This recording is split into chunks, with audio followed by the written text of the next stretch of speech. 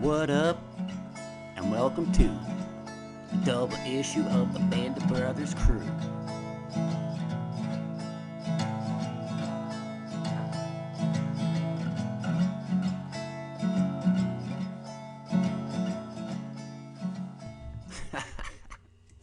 Oh, dear God.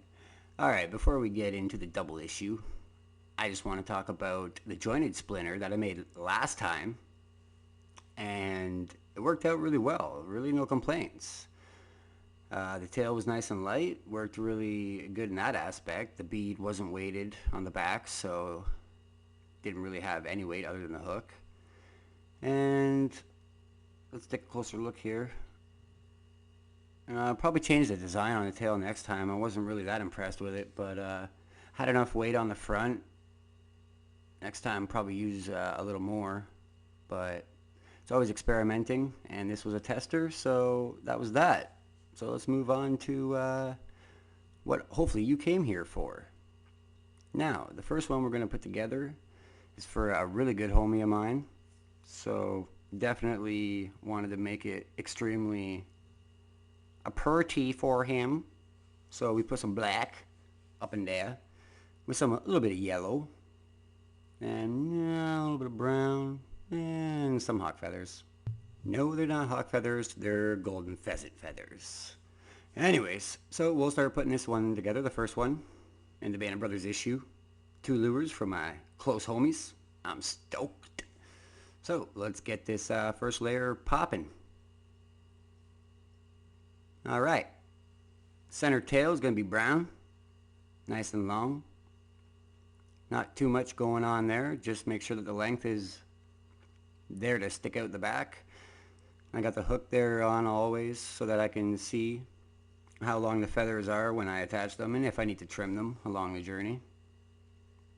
But I got 2 weights here, not very much, then a little foam piece that I always attach the tails to that slide up real nice onto the weights.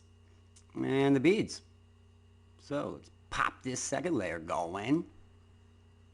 Oh boy, look at that.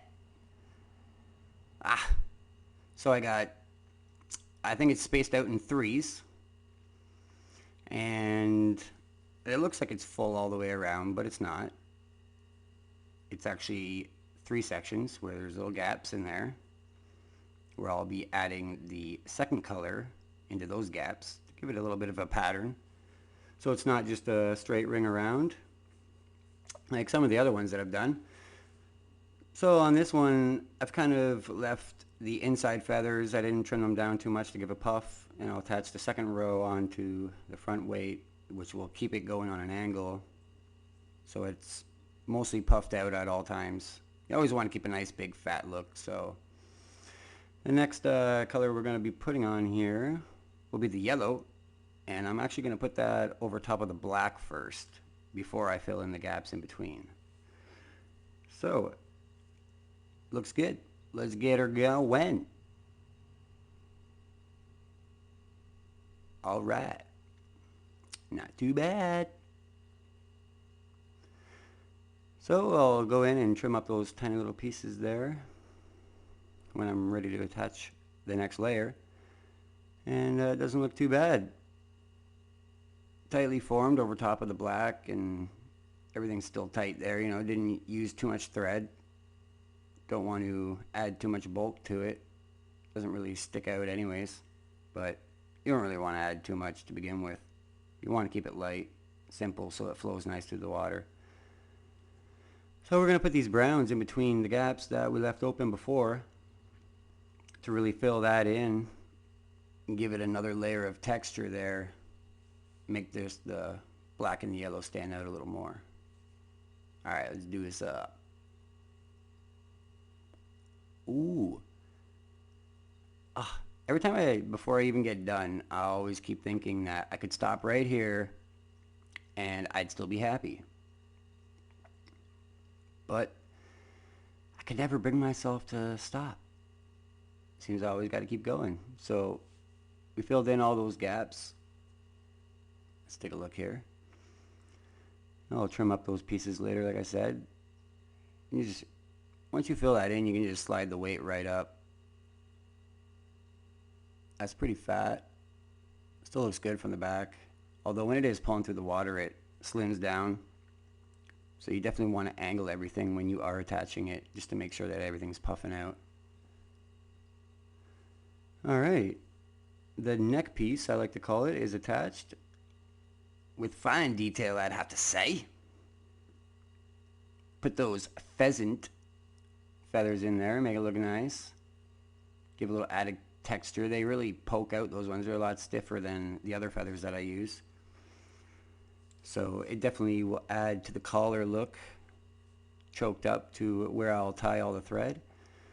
But I wouldn't say I would change anything. You know, I'll trim that up right before I attach the last layer there. And the colors kind of match the blade. Maybe not the most, but good enough for me. Alright, she's all done. Threaded it up there with the red like always. Then I used some fly cement. I got the long trailer hook hanging out the back.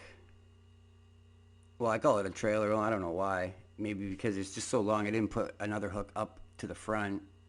So it still has an extra little bit of length. If somebody would want to attach another trailer hook to it, it would probably be beneficial because it is pretty long. The hook doesn't go right to the back, so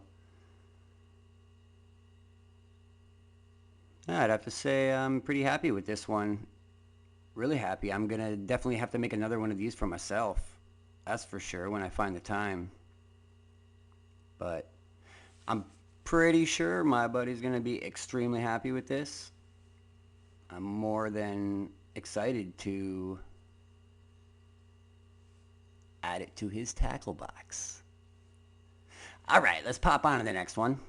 Get her going. Let's not waste any time here. Bam! We going black on this one. Same principles, same blade, different beads this time. We went with the silver. And then we got the black on the foam piece, like always. The tail is long with one hook, no tries. And nothing really different with this one. It's pretty much gonna go on the same way as last one with some orange and probably some smolf, I'm thinking. So first I attached another layer of black to give it a fuller look with a different style of feather as well, and everything will slide together like normal in the end. Now I did the same as before, and it's separated in 3 gaps, and we will be putting a different color in between those gaps, preferably to match the blade on this one. So we'll get that popping on. I definitely think the smelt on this one, or the smolt, sorry, is going to highlight so well. It always looks great on black. So let's get her going. Alright, first we popped on that orange. I'll put these ones real tight together, all facing the same direction to give it more of a distinctive standout pattern, as opposed to on the other one things were a little bit more separated and feathers were facing different directions. To give it a completely different look, on this one I want to center things out and have it very distinctive. Alright, put a little bit of smolt in there. Why not? Always looks good. So you'll go in and trim that up later. Now just before, sometimes I leave it on depending on how many layers I'm attaching, and then I'll trim it later. Sometimes it helps to keep that there. It just holds everything in the place while you attach the next layer, and it kind of keeps the thread while you're wrapping it a little bit more centered while you're going around, if you still have the excess hanging off. As you can see here, I didn't do that this time, but usually I do. Holds everything tight. Alright, all we did pretty much was add the same layer off-centered slightly, so it gives a little fuller look. I have to say, I'm pretty impressed with this one. I definitely want to make myself one of these too. I'll go through and add the red in there. Nope, I changed my mind and I ended up doing it in orange. Although you can't really see through the camera how bright orange these feathers really are, but they're actually extremely orange. Probably almost the same color as the thread, which is strange. I'm not exactly sure. I can't fix that for some reason, and it's driving me nuts. But I guess it looks pretty orange. It's really orange. But yeah, we tighten that up and then put some of that fly cement on there. Make sure it's tight. Nice detail in this one with the smoke. It's going to shimmer really nice through the water. So, I hope my homie's happy with this. I hope both my homies are happy. I worked really hard on these ones, so whether they do or they don't, I'm really stoked. I wouldn't mind taking a look at both of them and just talking a little bit about how I put them together, how they pull through the water, and things like that. So, this one here, I had to make sure that before I put it together, you kind of want to know what it's going to look like in the end, so that while you're going along, you're not spending too much time moving things around, because once you obviously apply, you don't want to do too much cutting afterwards. A little bit is fine to trim down, but you obviously can never add more, so I always go overboard with it, get more than I want, and then I can trim down and add more detail depending on how you trim it. I also like to, when I do sell them to my friends or people that I've come in contact with, I usually tell them that I go overboard with it, and sometimes they don't want me to because they don't want to trim it themselves, which I understand. But like this one, I wouldn't. This one's all trimmed up. You can see in some of the feathers, they're not pointed at the ends. I've gone in and snipped off the ends to give it more of a V shape, which actually adds a lot depending on what color is lied behind the detail colors. So it's always different patterns and ways of applying the feathers and cutting them to give it a different look rather than just a straight up feather off of a bird look. Now when I do fish these, which is a lot, I always dry them when I'm done after a day of fishing. I start with like a small towel that I usually have with me, but when I make it home, I'll usually blow dry them a little bit, or at least on my drive, I'll hang them out the window. You just gotta make sure you don't let mold or any grossness from the water get all over that stuff. So, that's gonna be the double issue, Band of Brothers style, from my two homies. I hope they enjoy their lures. I hope you enjoyed the video.